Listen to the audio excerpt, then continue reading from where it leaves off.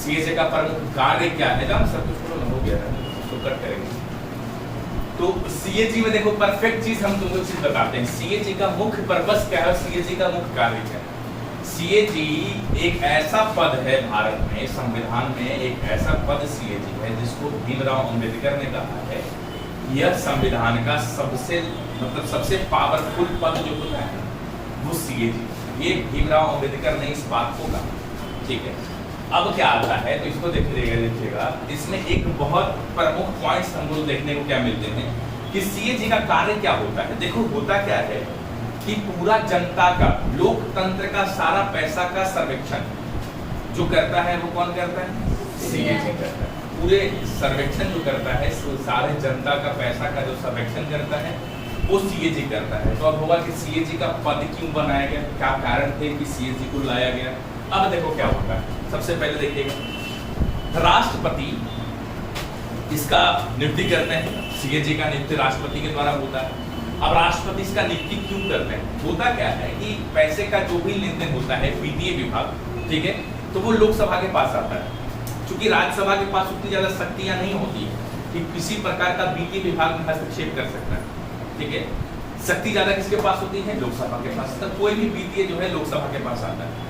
ठीक है, अब क्या होता है कि कोई भी वित्तीय में कानून खर्च हो गया, जैसे मान के चलो हमने 5 करोड़ रुपए इन्वेस्टमेंट किया, 5 करोड़ रुपए फंड इशू हुआ और वो फंड मार्केट में चला गया।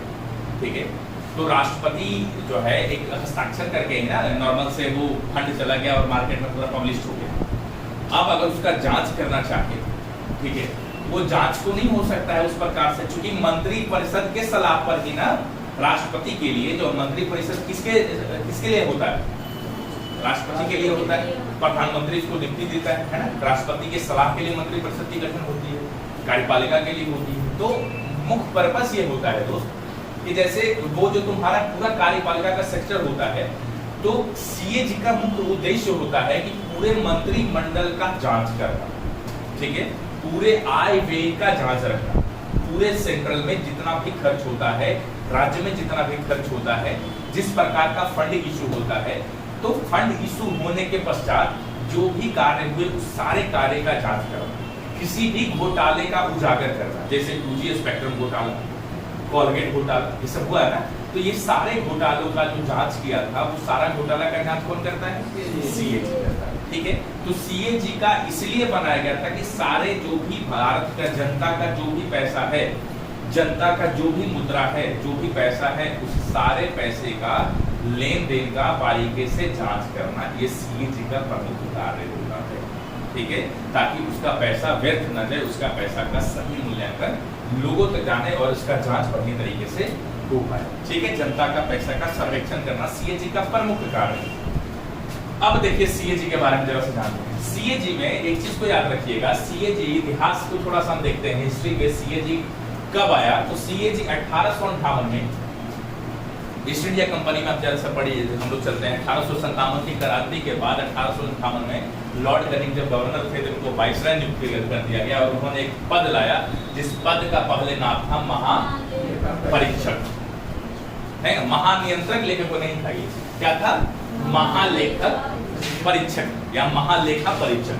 ठीक है, एक पद बनवाया, किसने बनवाया था, लॉर्ड कैनिंग ने बनवाया था। जब वो गवर्नर थे, गवर्नर से वो वाइसराय पद पर आए तो 1858 में लॉर्ड कैनिंग ने इस एक पद का निर्माण करवाया और जिस पद की क्या नाम थी, तो महालेखा परीक्षक।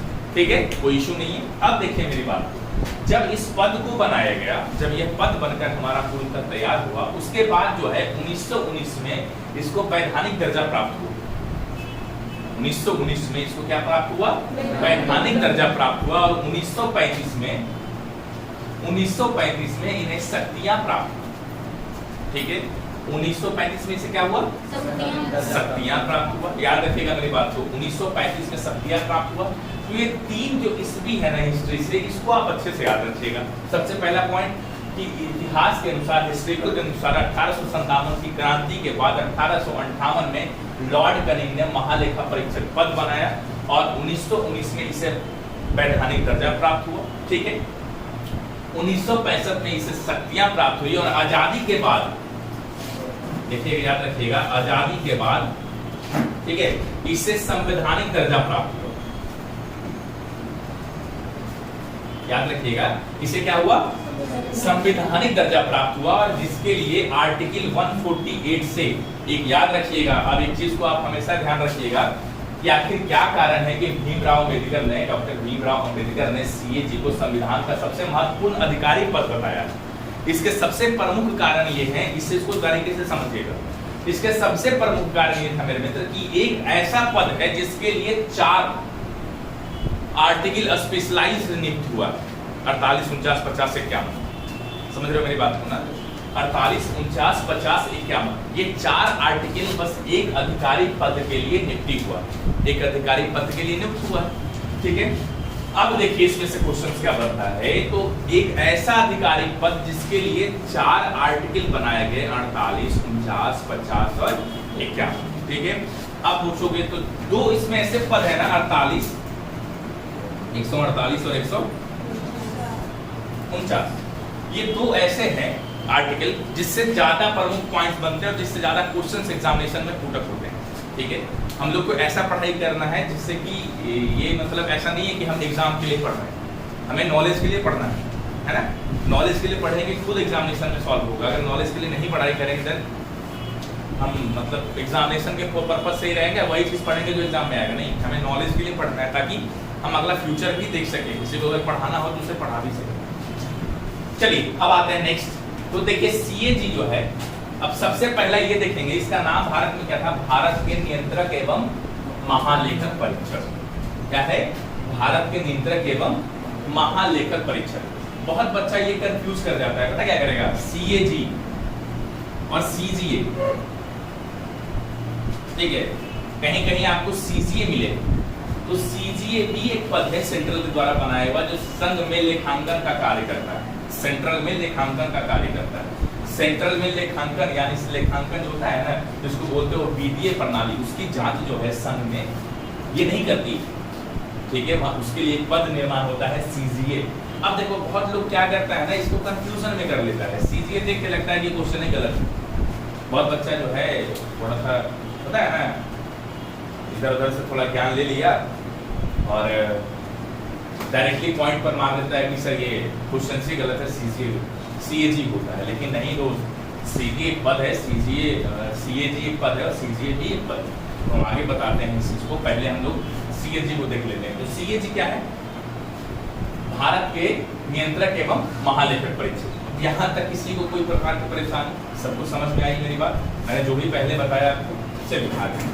अब देखिए इसमें क्या होता है कि भारत के नियंत्रक एवं महालेखक परीक्षक, देखिए सीएजी को 2 भाग में बांट दीजिए। इसके कार्य को, है ना, अधिकारी एक है, इसका कार्यालय जो है इसको 2 भाग में बांटने पड़ेंगे। कैसे? एक नियंत्रक और एक महालेखक। याद रखिएगा, एक नियंत्रक जिसको हम लोग क्या बोलते हैं? क्या होता है? कंट्रोलर।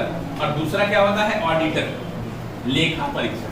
तो एक ध्यान रखा कि सीएजी का 2 पार्ट होता है, कौन कौन? नियंत्रक और महालेखक यानी लेखा परीक्षक। देखिए दोनों में डिफरेंस क्या होता है और दोनों में क्या क्या कार्य होते हैं, जरा सा हम इसको समझ लेते हैं, हर पॉइंट को नोटेट करके। सबसे पहला, भारत में सीएजी के पास प्रत्यक्ष नियंत्रण की शक्ति नहीं है। आप ये मत समझिएगा नियंत्रण से कि भारत में जो भी इन्वेस्टमेंट होता है, जो भी फंड होता है, उसमें तुरंत हस्तक्षेप कर देगा सीएजी। सीएजी का ये कार्य नहीं है। ये कार्य किस देश में है? ब्रिटेन में है। ब्रिटेन एक ऐसा है, ब्रिटेन में अगर किसी प्रकार के भी कार्य होंगे, किसी प्रकार का भी इन्वेस्टमेंट, सरकार अगर कोई बिजनेस करता है तो उसमें बिजनेस करने से पहले सीएजी से राय ली जाती है। ये ब्रिटेन में, लेकिन भारत में नहीं है। फॉर एग्जाम्पल, 500 करोड़ का कोई फंड आया, कोई बिजनेस है, राष्ट्रपति एक मान के चलो ऑयल फैक्ट्री करवाया, 500 करोड़ रुपए, ठीक है, तो सीएजी का ये कार्य नहीं है कि उस फैक्ट्री में मतलब घोटाला होने वाला है, या समझ सकते हो उस फैक्ट्री में सरकार को घाटा होने वाला है। तो सीएजी का ये कार्य नहीं है कि तुरंत फैक्ट्री में इन्वेस्ट कर दिया और सीएजी आकर उसको ब्लॉक कर दिया। नहीं, सीएजी क्या करेगा? पहले वो फैक्ट्री बनेगी, ऑयल फैक्ट्री बनेगी, उसमें इन्वेस्टमेंट होगा, है ना। इन्वेस्टमेंट होने के बाद जब उसमें इन्वेस्टमेंट होकर पूरा तैयार हो जाएगा, उसके बाद वहां पहुंचेगा सीएजी। क्या करने के लिए पहुंचेगा? उसकी जांच करने के लिए पहुंचेगा। ठीक है, जांच कैसे करेगा? फॉर एग्जाम्पल मान के चलो फैक्ट्री बना है ना, और फैक्ट्री में एक बिल आया है ना, सबसे पहले क्या करेगा, कितना करोड़ का फंड आया था, 500 करोड़, ठीक है। कितना करोड़ का छड़ खरीदे, इसमें सरिया होता है ना, तो बोल देगा 55 करोड़ का हमने छड़ खरीदा, ठीक है। पहले तो लिख लेगा 65 करोड़ या 55 करोड़, उसको लिख लिया। अब आएगा किस कंपनी से आपने खरीदा, अब लिख दिया टाटा या फिर जिंदल, किसी कंपनी का नाम। अब पहुंच जाएगा जिंदल के पास, जिंदल में, हाँ ये बिल देखिए तो आपके पास आया है, इतना रुपए का छड़ आया है क्या आपके पास। अब जिंदल का देगा नहीं, मेरे यहाँ 45 करोड़ का छड़ आएगा, अरे 10 करोड़ का घोटाला। अब वो क्या करेगा, वो डायरेक्ट पहुंच जाएगा कहाँ, अब वो डायरेक्ट एकदम प्रेजेंट पॉइंट पर पहुंच जाएगा जांच में, और जांच में अपना सीधे लिखेगा कि एक जगह घोटाला हुआ, क्या सरिया घोटाला, मतलब किसी प्रकार का वो लिखना शुरू करेगा। तो इस प्रकार का जांच करता है, कब करेगा वो, कार्य संपन्न होने के पश्चात, समझ में आया ना। तो सीएजी में जो कंट्रोलर होता है, जो नियंत्रक होता है, वो क्या करता है कि इसके पास प्रत्यक्ष, मतलब याद रखिएगा, इसके पास प्रत्यक्ष रूप से नियंत्रण नहीं है। ये क्या करता है, किसी भी कार्य संपन्न होने के बाद वो उस कार्य को फिर से करता है, ठीक है। चलिए आगे बढ़ते हैं। एक ध्यान रखिएगा, नोट करके मैंने क्या बताया कि ब्रिटेन में क्या है, तो ब्रिटेन में शक्ति है, ब्रिटेन में क्लियर रूप से प्रत्यक्ष रूप से नियंत्रक, ब्रिटेन में सीएजी क्या है, प्रत्यक्ष रूप से नियंत्रक है, लेकिन भारत में प्रत्यक्ष रूप से नियंत्रक नहीं। चलिए हमने भी क्या बताया कि खर्च होने के बाद वो क्या करता है, परीक्षण करता है। जब पूरा बिल्डिंग बनकर के सरकार का तैयार हो गया कोई फंड का, तब जाकर उस पर सीएजी परीक्षण करता है कि कैसा कार्य हुआ, किस प्रकार के कार्य थे, कार्य सही हुआ या नहीं, कितना घोटाला हुआ, कितना इन्वेस्टमेंट हुआ, वो पूरा सामने तैयार करता है, ठीक है। अब आइए, इसी को कहा जाता है एक्स पोस्ट फैक्टो, इसलिए सीएजी क्या कहा जाता है, एक्स पोस्ट फैक्टो, यानी कार्य होने के बाद वहां कौन पहुंचता है, सीएजी, इसलिए कहा जाता है एक्स पोस्ट फैक्टो। ये चीज को याद रखिएगा। अब आइए सीएजी की जो रिपोर्ट से याद रखिएगा, जो सीएजी का रिपोर्ट है उसमें अनियमितता उजागर होती है, यानी जो सीएजी का रिपोर्ट होता है उसमें जो भी घोटाला होता है, जो भी मतलब क्या घोटाला हुआ या नहीं हुआ, या जो सही इन्वेस्टमेंट है, ठीक है, वो सारा उजागर होती है, और जिसमें आगे कार्रवाई की जा सकती है, और अप्रत्यक्ष नियंत्रक होता है, यानी ये जो पूरा जांच करता है, जांच करने के बाद वो पता चला सकता है कि क्या यह कार्य बिल्कुल सही रूप से सारा पैसा इन्वेस्टमेंट हुआ है, हमारे जनता का जो भी पैसा था, या फिर ये जो पैसा इश्यू हुआ था मंत्रिमंडल से सलाह पर, जो भी फंड इश्यू हुआ था लोकसभा के द्वारा, तो क्या इसमें घोटाला हुआ है, और अगर घोटाला हुआ है तो किस प्रकार का घोटाला हुआ है। तो वो क्या करता है कि सीएजी रिपोर्ट देता है, और रिपोर्ट में अनियमितता उजागर होती है। अनियमितता का मतलब क्या होता है कि वह इस चीज को उजागर करता है कि कितना % का लॉस है, कितना % का बेनिफिट है, कितना खर्च हुआ, कितना छड़ लगा, कितना बालू लगा, कितना सीमेंट लगा, वो सारा चीज को पूरा ब्यूरो देता है, ठीक है। और इसके बाद अगर उसमें कोई गड़बड़ी होती है, अगर उसके रिपोर्ट में किसी प्रकार की भी गड़बड़ी होती है, कोई भी ऊंच नीच देखने को मिलता है, तब एक रूल लगाया जाता है, क्या होता है, उसके आगे उस पर कार्रवाई की जा सकती है। और यह जो होता है सीएजी, वो क्या होता है, अप्रत्यक्ष नियंत्रण होता है, यह अप्रत्यक्ष रूप से नियंत्रक होता है, ये पूर्णतः रूप से नियंत्रक नहीं होता। यह रिपोर्ट इशू करता है, रिपोर्ट किसको इशू करेगा, तो यह रिपोर्ट सबसे पहले अगर सेंट्रल का कार्य है तो जो है आपका राष्ट्रपति को देगा, ठीक है। राष्ट्रपति जो है संसद में पेश करेगी, संसद से वह किसके पास जाएगा, लोक समिति के पास जाएगा, लोक समिति फिर सलाह लेती है, पता है ना, लोक समिति का जो दार्शनिक होता है वो कौन होता है, मार्गदर्शक होता है, वो सीएजी होता है, दार्शनिक होता है वो सीएजी होता है, ठीक है। सीएजी एक पद है, आपको ये चीज पता होना चाहिए। चलिए आगे बढ़ते हैं। अब आइए इसका दूसरा पद, ऑडिटर, जिसको बोलते हैं ऑडिट, ठीक है, जिसको क्या बोलते हैं लोग हिंदी में, लेखा परीक्षक। तो हमने अभी क्या देख लिया नियंत्रक के बारे में। अब नियंत्रक से आपको दिक्कत नहीं होनी चाहिए, नियंत्रक क्या होंगे ये आपको अच्छे से समझ आ गए।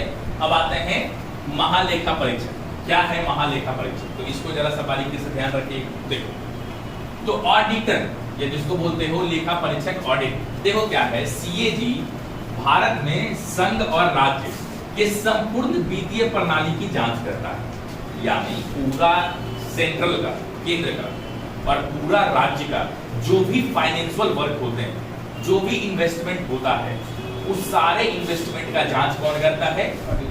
ऑडिट करता है। सारे इन्वेस्टमेंट का जांच करता है कौन? सीएजी। चलिए आगे बढ़े। अब क्या आता है कि इसके जो सीएजी की जांच होती है वो दो प्रकार से होता है। लेखा परीक्षण दो प्रकार से जांच करते हैं। सबसे पहला क्या करता है? वो लेखांकन का क्या करता है?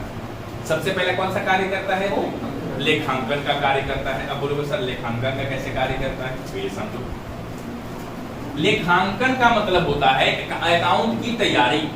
जैसे अगर हम किसी भी चीज की जांच करते हैं और जांच करने के बाद अगर हम इस चीज को बिल्कुल बारीकी से ना देखें, अगर हम इस चीज को बिल्कुल बारीकी से ना समझें कि हमारा पूरा कितना का पिलर है, क्या हमारा बोर्ड है, हमने ये पूरा प्रोजेक्टर लगवाया, हमने ये जो दीवार करवाया, बालू करवाया, ये क्या इन्वेस्टमेंट है, इसकी पूरी एक अकाउंटेंट डिटेल तैयार करेंगे, उसके बाद ही इसका जांच हो सकता है।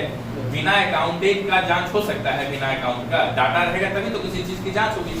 तो सबसे पहले वो क्या करता है? लेखांकन का कार्य करता है, अकाउंटेंट की तैयारी करती है। और दूसरा वो क्या करता है कि उसके बाद वो लेखा परीक्षण करता है, यानी उसके बाद वो जांच करना शुरू करता है। समझ रहे हो ना? सबसे पहले वो क्या करता है? लेखांकन का कार्य करता है और उसके बाद वो क्या करता है? लेखा परीक्षण करना शुरू कर देता है। अब आओ एक चीज और देखिएगा मेरी बात को। हुआ क्या कि सेंट्रल में जो सेंट्रल होता है, संघ है, उसमें लेखांकन का कार्य ये नहीं करता है। कौन? सीएजी। सेंट्रल में लेखांकन का कार्य नहीं करता है, यानी अकाउंटेंट का कार्य सेंट्रल में, संघ में नहीं करता है। इसमें करता है? राज्य में करता है। तो अब होगा कि संघ में कौन करता है? तो इसके लिए एक पद बनाया जाता है सेंट्रल की तरफ से, जिसको बोलते हैं हम सीजीए। कौन सा पद होता है? सीजीए। ठीक है।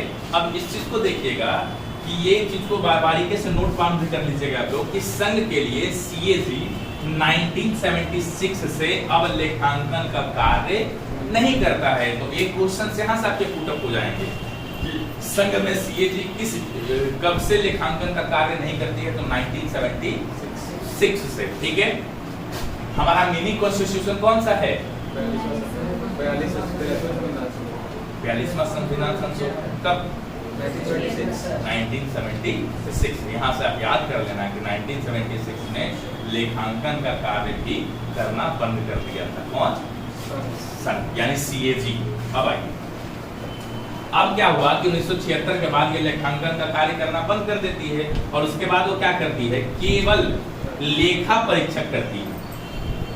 ठीक है। उसके बाद क्या करती है? केवल लेखा परीक्षक करती है और उसके बाद लेकिन राज्य में ये क्या करती है? तो दोनों कार्य करती है। तो एक बात याद रखिएगा हमेशा कि सीएजी जो पद है, सीएजी के जो अधिकारी हैं, वो संघ में क्या करते हैं? तो संघ में वो हमेशा परफेक्ट होता है कि संघ में वो लेखांकन का कार्य नहीं करते हैं, लेकिन राज्य में वो दोनों कार्य करते हैं। कौन करते हैं? तो वो लेखांकन का कार्य भी करते हैं और परीक्षण का कार्य भी करते हैं। तो लेखांकन का कार्य का मतलब समझते हैं आप लोग? अकाउंटेंट की जांच करना, अकाउंट का जांच करना। ठीक है। और यहाँ पर जो होता है लेखा परीक्षक का मतलब क्या होता है? कि डायरेक्टली जांच करना, है ना? तो सेंट्रल में इसको हटा दिया गया 1976 में और वहां पर एक पद लाया गया। उस पद का क्या नाम था? सीजीए। अब बताइए आप में से किसी को इसमें किसी प्रकार की परेशानी है, समझने में दिक्कत हुई है तो आप बेहिचक पूछ सकते हैं। कोई भी बिंदु में आपको अगर परेशानी है, प्रॉब्लम है, आप बेहिचक पूछ, किसी प्रकार का भी दिक्कत नजर आ रहा है, इसका हर पॉइंट को आप देखिए बारीकी से और परेशानी है तो पूछिए। सबको समझ में आया बारीकी से? आप ही गया हो ना? एकदम कंठ से साइलेंट से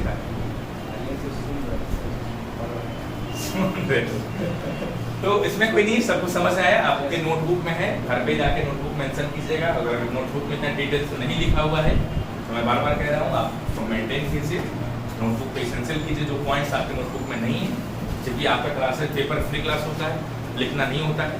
ये चीज़ को आप बारीकी से ध्यान रखिएगा। चलिए आगे बढ़ते हैं। अब देखिए जरा सा सीजीए क्या करता है। अब हमने क्या बताया? एक पद बना। ठीक है। क्या हुआ? एक पद बना। किसके लिए? संघ के लिए। संघ में कौन सा कार्य करने के लिए? अकाउंटेंट का कार्य करने के लिए। कब बना? 1976। अब आइए अकाउंटेंट लेखांकन को ही अकाउंटेंट की जांच करते हैं, अकाउंट का जांच। तो राज्य के लिए करता है, स्टेट के लिए तो लेखा परीक्षा करता है।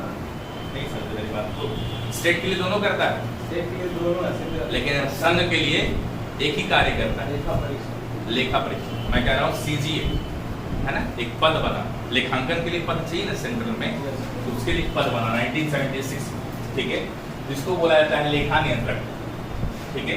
संघ में लेखांकन का कार्य सीजीए करता है। कौन करता है? अब इसको बोलते क्या है इंग्लिश में, तो इसका फुल फॉर्म ऑफ सीजीए होता है कंट्रोलर जनरल ऑफ अकाउंट्स। क्या होता है? Controller general of accounts. तो एक बात को आप यहाँ से याद रखिए, कंट्रोलर जनरल ऑफ अकाउंट्स इसको कहते हैं, और ये किसके अंतर्गत कार्य करता है? तो व्यय विभाग, एकदम याद रखिएगा, जो भी इन्वेस्टमेंट का जो विभाग होता है, व्यय विभाग जो होता है, यानी जो जैसे एक देखो आय हुआ और व्यय हुआ, यानी आय का मतलब क्या हुआ? इनकम, व्यय का मतलब खर्च। तो जो इन्वेस्टमेंट करता है सेंट्रल में, जो सेंट्रल में खर्च करता है, वो उसके लिए कार्य करता है। सबसे पहला वित्त मंत्रालय के अंतर्गत व्यय विभाग आता है। पहला क्वेश्चन, व्यय विभाग किसके अंतर्गत आता है? वित्त मंत्रालय के अंतर्गत आता है, जैसे कि हमने बताया था धन विधि, ठीक है। तो वित्त मंत्रालय के अंतर्गत आता है व्यय विभाग, और व्यय विभाग में के पद में ये कार्य करता है कौन? समझ रहे हो? तो सीजीए का सबसे पहला फुल फॉर्म क्या होता है? Controller general of accounts. और ये सीजीए क्यों बनता है? तो सीजीए इसलिए बनाया जाता है मित्र, क्योंकि जब सेंट्रल में अकाउंट का कार्य, यानी संघ में जब अकाउंट का कार्य सीजीए नहीं करता है, सीएजी नहीं करता है, तब उसके जगह पर एक बनाया गया है 1976 में सीजीए, ठीक है, जिसको बोलते हैं कंट्रोलर जनरल ऑफ अकाउंट्स। ये कार्य किसके लिए करता है? तो वित्त मंत्रालय के अंतर्गत व्यय विभाग आता है, उसके पद पर ये कार्य करता है, ठीक है। अब आगे, इसमें किसी को परेशानी? ये मैंने सीधे बताया आपको। चलिए आगे बढ़ते हैं। सबसे पहले इसके आर्टिकल्स को हम लोग देख लेते हैं। इसका आर्टिकल्स का जो प्रमुख पॉइंट्स है वो कौन कौन से आर्टिकल हैं, इससे ये ध्यान रखिएगा। सबसे पहले यहाँ तक हमने समझा। अब देखिए हमने क्या बताया, इसके लिए 4 आर्टिकल्स बनाए गए। सबसे पहला कौन? पद 148 सीएजी, 149 ऑडिट की शक्तियां प्रदान, 149 के तहत कहा गया है कि इन्हें ऑडिट करने की पूर्णतः शक्तियां प्राप्त हैं। 150 कहता है कि लेखा का प्रकार, है ना, यानी ये जो पूरी लेखा जोखा करेंगे उसका कितने प्रकार में करेंगे। जैसे ये 3 वर्ग में भेजते हैं राष्ट्रपति के पास न, इनका 3 प्रकार में जाता है अकाउंटिंग जांच करने के बाद। जब पूरा सबमिट अकाउंट होता है ना, तो 3 प्रकार में अकाउंट सबमिट होता है, ठीक है। 151 इसमें होता है कि प्रतिवेदन, ये जो राष्ट्रपति के पास प्रतिवेदन भेजते हैं, प्रतिवेदन का मतलब क्या होता है? प्रतिवेदन का मतलब होता है पूरा रिपोर्ट। तो कितने प्रकार में भेजते हैं? 3 प्रकार भेजते हैं। तो पहले संघ का रिपोर्ट राष्ट्रपति को भेजते हैं, और राज्य का रिपोर्ट ये राज्यपाल को भेजते हैं। तो ये इनके 4 आर्टिकल, ये क्या है? इनके 4 आर्टिकल हैं। कौन कौन? 148 में इनका पद है, 49 में ऑडिट की शक्तियां हैं और इनकी कार्य शक्ति है, 150 में लेखा का प्रकार है, और 151 में प्रतिवेदन। हमने अभी सीएजी को पढ़ा, ठीक है। अब आएंगे इनके कार्य और शक्ति, इनके पास कौन कौन से कार्य हैं, इनके पास कौन कौन सी शक्ति प्रदान है। अब इस चीज को हम लोग देखेंगे। तो देखिए सबसे पहले इनकी शक्ति को पढ़ने से पहले हम लोग देखेंगे कि इनके पास क्या क्या शक्तियां प्राप्त है और क्या क्या इनके पास कार्य प्रभाव। एक बात को ध्यान रखिएगा, सबसे पहला देखिए क्या क्या है, ये सारणी याद रखिएगा, पूरा ऑब्जेक्टिव ये आपका ऑब्जेक्टिव में पूछे जाएंगे, ठीक है। तो हम चाहते हैं कि इस बार के बाद आपको ऑब्जेक्टिव में सीएजी से क्वेश्चंस मिस ना हो, क्योंकि सीएजी एक इंपॉर्टेंट टॉपिक होता है पॉलिटिकल का, और बहुत लोगों का सीएजी का टॉपिक ही कमजोर होता है। बहुत सारे ऐसे विद्यार्थी हैं जिनका सीएजी के बारे में उनको अच्छे से पता नहीं होता है। होता क्या है, पॉलिटिकल में सभी लोग जो है ना हर टॉपिक को पढ़ा देते हैं और सीएजी को लेफ्ट कर देते हैं। कैग को मतलब नॉर्मली कह देंगे आप ऑनलाइन में जाकर पढ़ लीजिएगा, लेकिन नहीं दोस्तों, ऐसा नहीं है। कैग भी आपका एक टॉपिक है, एक अधिकारी पद है। डॉक्टर भीमराव अम्बेडकर ने सबसे बड़ा अधिकारी पद कैग को ही बताया है ना। और उसके बाद संविधान में किसको आत्मा कहा है? आर्टिकल 32 को उन्होंने आत्मा कहा, ठीक है। लेकिन ये सब चीज जो है एक ही सारणी में आता है, और हम लोग क्या करते हैं, हम लोग कैग को लेफ्ट कर देते हैं और डायरेक्ट टॉपिक्स को, जो बेसिक टॉपिक्स है ना हमारा, जैसे संविधान सभा हो गया, संविधान सभा बना हमारा तो भाई 22 भाग हो गए, सूचियाँ हो गए, आर्टिकल्स हो गए, ये सब चीज़ को पढ़ते हैं, फिर आपका जो है पंचायती राज व्यवस्था है, राज्य के निदेशक तत्व है, मौलिक कर्तव्य है, ये सब जो महत्वपूर्ण टॉपिक है इसको पढ़ के और आगे निकल जाते हैं।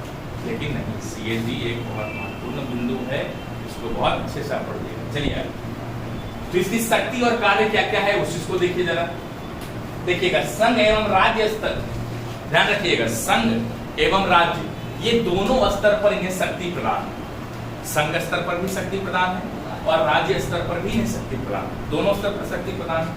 अब क्या होता है कि संघ जो है, जो संघ में ये लेखा परीक्षक करते हैं, हमने बताया था ना लेखा परीक्षक और लेखांकन क्या होता है, ये दोनों सीएजी के दो पार्ट्स होते हैं, कार्य करने के, एक लेखांकन और नीचे लेखा परीक्षक। तो संघ में ये लेखा परीक्षक के कार्य करते हैं, लेकिन राज्य में ये लेखांकन प्लस लेखा परीक्षण ये दोनों का कार्य करते हैं। ठीक है, यहां से एकदम अच्छे से आप याद रखिएगा कि संघ में ये केवल लेखा परीक्षक का कार्य करते हैं और राज्य में ये लेखांकन प्लस लेखा परीक्षक दोनों का कार्य करते हैं। ठीक है, अब आइए, संघ एवं राज्य में समस्त वित्तीय प्रणाली की जांच करते हैं। सबसे पहला बिंदु क्या होता है कि संघ एवं राज्य ये दोनों का समस्त वित्तीय प्रणाली की जांच कौन करता है? तो याद रखिएगा, सीएजी संघ एवं राज्य के समस्त वित्तीय, समस्त फाइनेंशियल का जांच जो करता है वो करता है सीएजी। ठीक है, देखो सीजीए से ज्यादा कंफ्यूजन मत करना, सीजीए का केवल एक ही कार्य होता है, सेंट्रल के लिए लेखांकन का कार्य। ठीक है, सीजीए का केवल एक कार्य है, सेंट्रल के लिए लेखांकन का कार्य करती है, अकाउंटेंट चेक करती है संघ के लिए। तो आप हर जगह सीजीए को मत इनबिल्ड कर देना, यानी ऐसा नहीं कि कंफ्यूजन में रहना हर जगह सीजीए को ही आगे की ओर बढ़ाना, तो ऐसा नहीं है। चलिए आगे बढ़े। संघ एवं राज्य के लिए समस्त वित्तीय प्रणाली की जांच, फाइनेंशियल प्रणाली की जांच। नेक्स्ट, आय यानी जो आम व्यय का प्रहरी है, इसको एक चीज को याद रखिएगा मेरे दोस्त, इसको दो नाम दिए जाते हैं, इनका दो कार्य है। क्या होता है? जिसको कहा जाता है लोक वित्त का अभिभावक, यानी लोकसभा में जो वित्त प्रणाली होता है ना, फाइनेंशियल जो इन्वेस्टमेंट होता है, उसका जो गार्जियन यानी जो अभिभावक कहते हैं वो किसको कहते हैं? सीएजी को कहते हैं। और उसको बोलते हैं आम व्यय का प्रहरी भी सेंट्रल में किसे कहते हैं? तो ये आपका सीएजी को कहते हैं। ये दोनों आपको ऑब्जेक्टिव में देखने को मिलेंगे क्वेश्चन इस प्रकार का। आम व्यय का प्रहरी किसे कहते हैं? सीएजी को कहते हैं। और लोक वित्त का अभिभावक किसे कहते हैं? सीएजी भी कहते हैं। यानी लोक वित्त मतलब जो हमारा पैसा है, जो हमने पैसा को, जो हमारा पैसा जाता है, सारे पैसा का जांच कौन करता है? सीएजी करता है। और बहुत साफ रूप से सर्वेक्षण करता है। ठीक है, बहुत साफ तरीके से सर्वेक्षण करता है कि इन्वेस्टमेंट किस प्रकार से हो रहा है, क्या इन्वेस्टमेंट सही हो रहा है या इन्वेस्टमेंट गलत हो रहा है, गलत हो रहा है तो कहाँ गलत हो रहा है, इन सब चीजों की वो जांच करता है। ठीक है, चलिए। संघ एवं राज्य के संचित निधि से व्यय की परीक्षण करता है। याद रखिएगा 266 आर्टिकल 266 संचित निधि और 267 आकस्मिक निधि याद होने चाहिए आपको। आर्टिकल 266 संचित निधि। संचित निधि क्या है? संचित निधि उसे कहते हैं कि जो भी टैक्सेस, जो भी सरकार के पास, सेंट्रल के पास पैसा आता है, राजस्व से वसूली होकर, टैक्स से वसूली होकर, कर लेकर, जहां से भी सारे पैसा सेंट्रल के पास आता है, वो सारा पैसा संचित निधि होता है। और उस संचित निधि की संपूर्ण तरह से जांच कौन करता है? सीएजी करता है। समझ रहे हैं मेरी बात को? संचित निधि क्या होती है? जो भी टैक्स हम लोग आता है ना सेंट्रल से, जो भी पैसा टैक्स के रूप में सारा आता है, वो सारा पैसा कहाँ से जाता है? सेंट्रल के पास। ठीक है, और सेंट्रल के पास जाने के बाद उसकी जांच कौन करता है? सीएजी जांच करता है। चलिए आगे बढ़ते हैं। अब नेक्स्ट आइए, हम लोग देखते हैं कि आकस्मिक निधि 267 अनुच्छेद 267 एवं लोक निधि से व्यय का ऑडिट, यानी जो आकस्मिक निधि से पैसा व्यय होता है और जो लोक निधि से पैसा व्यय होता है, इसकी पूर्णतः रूप से जांच कौन करती है? सीएजी करती है। तो पहला क्वेश्चन क्या पूछेगा कि संचित निधि से जांच किसकी होती है? सीएजी होती है। सीएजी का होता है। देखो संचित निधि से ही वेतन भी प्राप्त होता है सीएजी के अधिकारी को। अब बोलोगे सर संचित निधि से कैसे, क्या वेतन का प्रबंधन? देखो संचित निधि में वेतन डाउन नहीं होता है। संचित निधि का मतलब है कि जिस दिन आप भी, संचित निधि से वेतन का तात्पर्य होता है कि जिस दिन आप पद पर आ गए और आपकी पद की जो सैलरी है, वेतन है मात्र 10 रुपया है, तो वो 10 रुपए से घटेगा नहीं, 10 रुपए से बढ़ेगा। ठीक है, इस विधि को हम लोग क्या कहते हैं, संचित निधि। तो पहला चीज को हमने क्या देखा, ये 3 सारणी को आप बारीकी से याद रखिएगा। ठीक है, कि आकस्मिक निधि में लोक निधि का व्यय निकाय सबसे पहला क्या, संघ एवं राज्य की समस्त वित्तीय प्रणाली की जांच कौन करता है, सीएजी। आम व्यय का प्रहरी या लोक वित्त का अभिभावक किसको कहते हैं, सीएजी को। संघ एवं राज्य के संचित निधि का व्यय कौन करता है, जांच जो करता है कौन करता है, सीएजी ऑडिट करता है।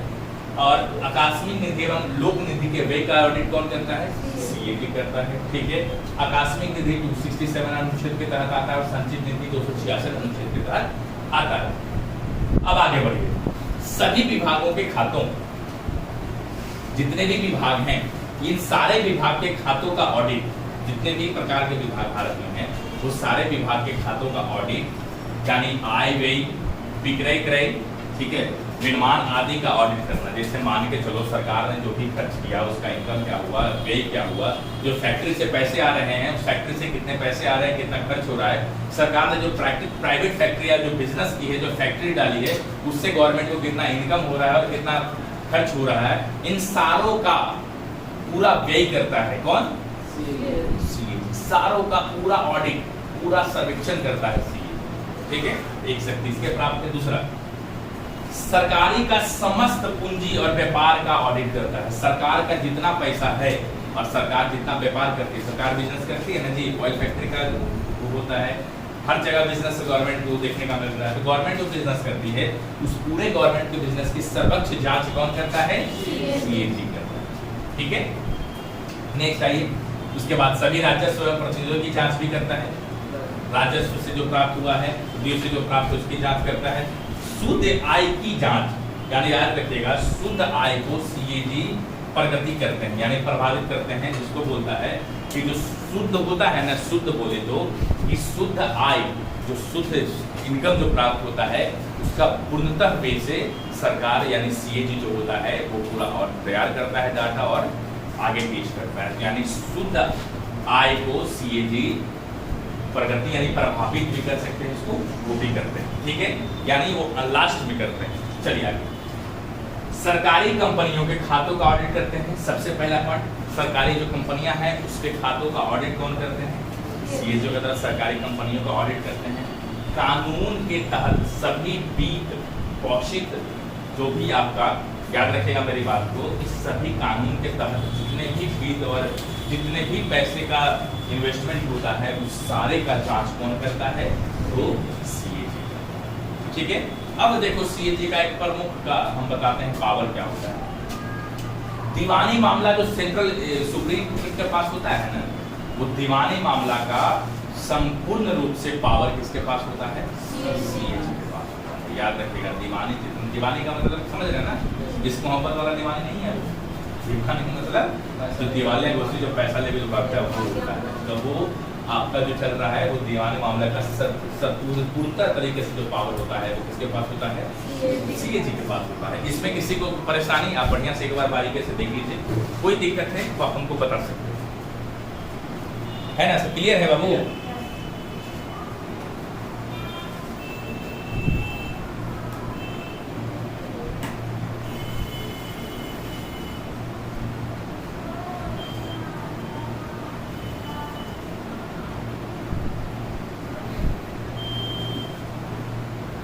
चलिए आगे बढ़ते हैं।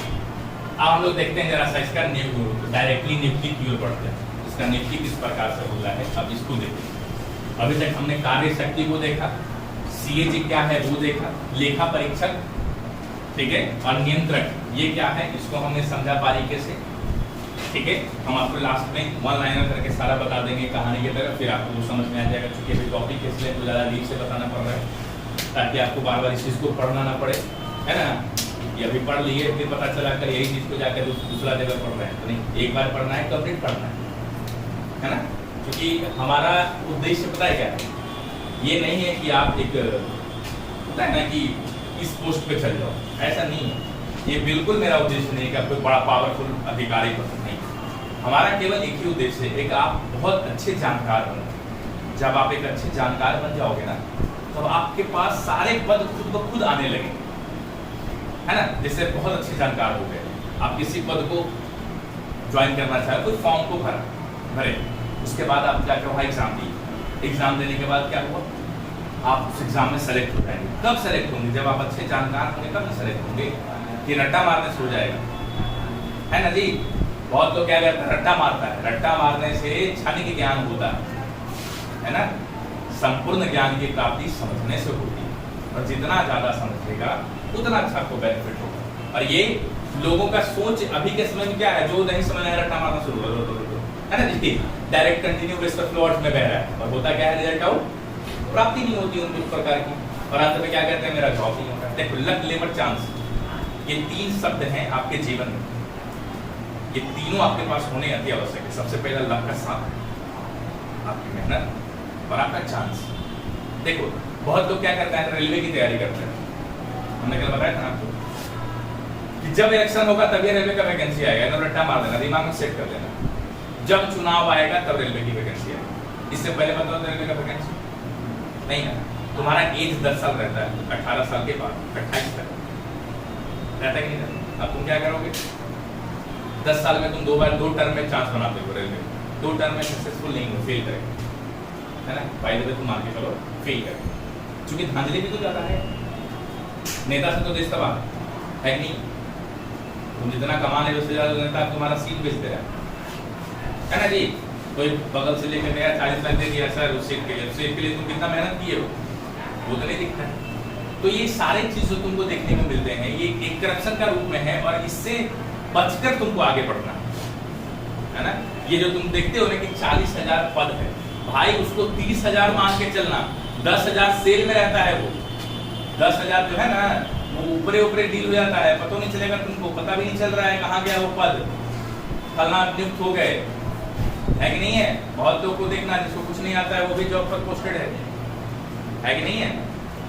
तो ऐसा है, ये ज्यादा मार्केट में चल रहा है, तो हमको इससे हटकर ये सारे झंझटों से आगे बढ़ करके जीतना, तब न जीतेंगे।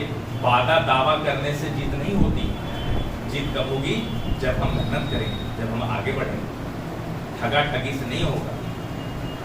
तो ये बात तो बारीकी से ध्यान रखिए। चलिए आगे बढ़ते हैं।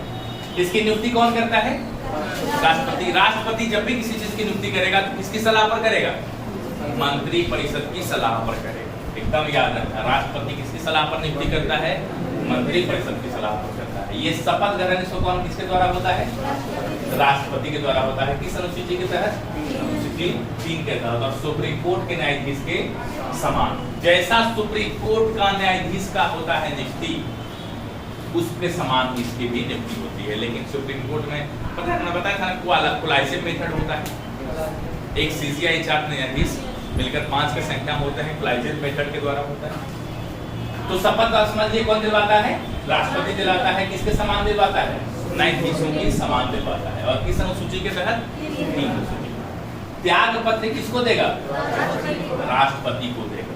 सीएजी त्याग पत्र किसको देगा, राष्ट्रपति को देगा। देखना सीएजी को हटाने का प्रक्रिया, जैसा हमने तुमको सुप्रीम कोर्ट में बताया था ना कि सुप्रीम कोर्ट में न्यायाधीश को जो हटाने की प्रक्रिया होती है ना, सेम वही प्रक्रिया होती है किसके पास, सीएजी के पास। यानी हमने क्या बताया था कि अगर न्यायाधीश को हटाना है तो लोकसभा में अगर सबसे पहले ये बात जाता है तो 100, राज्यसभा में कितने सदस्य, 50 सदस्य, लोकसभा में 100 सदस्य, राज्यसभा में 50 सदस्य, और दोनों सदनों का कितना तिहाई, 2/3 बहुमत के साथ राष्ट्रपति हस्ताक्षर करके पारित करेगा, तब जाकर वो पद से हटाए जा सकते हैं। लेकिन कब, जब वो किसी कदाचार कर दिए हो या असमर्थता हो गई हो, जैसे हमने बताया था ना कि कदाचार और कैपेसिटी कम जाए, उनका कैपेसिटी कम जाए और कदाचार हो जाए, यानी वो जो है उस प्रकार के कार्य नहीं कर पा रहे हो, तो इस कारण से उनको हटाया जाता है और संसद के दोनों सदनों के विशेष बढ़त के साथ पारित करके तब राष्ट्रपति द्वारा हटाया जाता है। किसको, सुप्रीम कोर्ट के न्यायाधीश को, और सेम सीएजी को। समझ रहे हो ना। आगे बढ़िए, देखो इसका कार्यकाल, तो सीएजी का कार्यकाल 6 वर्ष तक होता है, लेकिन 65 वर्ष की आयु से कम। अब बोलोगे सर ये क्या है 65 वर्ष की आयु से कम। देखो आपका कार्यकाल 6 वर्ष का है, ठीक है, लेकिन अगर मान के चलो आप 60 साल में ज्वाइनिंग किए पद, तो आपको 65 साल से पहले हटना है उस पद से। 65 साल से ज्यादा आयु नहीं होनी चाहिए और 65 साल से कम आयु होनी चाहिए व्यक्ति का।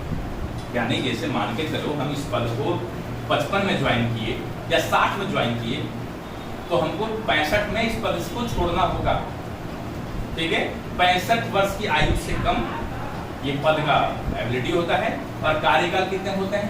6 साल का। लेकिन यूके में 10 साल और यूएसए में 15 साल। ये दोनों याद रखना। यूके में कितना साल? 10 साल और यूएसए में 15 साल इसका कार्यकाल होता है। ये हाल फिलहाल में क्वेश्चन पूछा हुआ था, तो ये दोनों याद रखिएगा। एक चीज को और ध्यान रखना है आपको मेरे मित्र, कि नियंत्रक भारत में प्रत्यक्ष रूप से नहीं है, लेकिन ब्रिटेन में नियंत्रक प्रत्यक्ष रूप से। नियंत्रक का मतलब कोई भी इन्वेस्टमेंट में तुरंत प्रवेश करना नहीं है, गलत है, ये नहीं होना चाहिए। वहाँ कर सकते हैं, लेकिन भारत में ऐसा नहीं होता है। भारत में क्या करता है? कार्य करने के बाद जांच करने के लिए पहुंचता है। समाप्ति के बाद शुरू में जाता है राष्ट्रपति के पास, ये क्यों कर रहे हैं आप, ये जो बिल्डिंग बनवा रहे हैं क्यों बनवा रहे हैं, बंद कीजिए इसको। ऐसा तो नहीं करता है। लास्ट में जाता है सरिया गिनने, कहाँ से लाए हो, किस कंपनी से लाए हो, अच्छा 55 करोड़ का है, चलो ठीक है वहाँ पहुँचते हैं, होता है ना। चल आगे बढ़े। तो सामने ये चीज को समझ लिया। कार्यकाल इसमें दिक्कत नहीं होगा, 65 वर्ष से कम। और मिनिमम कार्यकाल कितना होता है? 6 वर्ष का, लेकिन 65 वर्ष से कम आयु होनी चाहिए। नेक्स्ट है वेतन भत्ते और सर्वे शर्तें। देखिए क्या है, तो इनका वेतन भत्ता संसद तय करती है। ठीक है, हमने बताया था ना, संचित निधि के द्वारा इनको वेतन की प्राप्ति होती है। किस निधि के द्वारा वेतन की प्राप्ति होती है? संचित निधि के द्वारा। यानी 10 रुपया शुरू में इनकी नियुक्ति का, शुरू में इनको 10 रुपया पर नियुक्ति किया गया, तो आगे ये 11-12 हो सकता है, लेकिन 10 से ये 9 नहीं हो सकता। ठीक है, आगे बढ़ते हैं।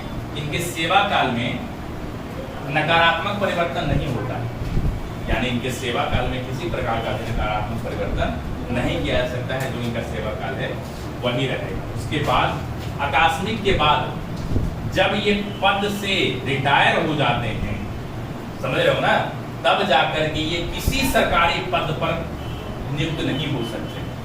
सीएजी का एक बहुत वीवीआई बिंदु है, इसको आप सब याद करके रखना। सीएजी जब आकस्मिक हो जाता है ना, जब पद छोड़ देता है अपना, तो उसके बाद वह जाकर के किसी भी पद पर नियुक्त नहीं हो सकता है। किसी भी सरकारी पद पर नियुक्त नहीं हो सकता। अब बताओ, इसमें किसी को परेशानी? ये हर बिंदु आपको समझ में आ गए? कोई दिक्कत नहीं ना है बाबू? है तो बोलो। अब आइए आगे बढ़िए। अब आइए प्रतिवेदन रिपोर्ट 151 अनुच्छेद 151। देखिए इस चीज को जरा बारीकी से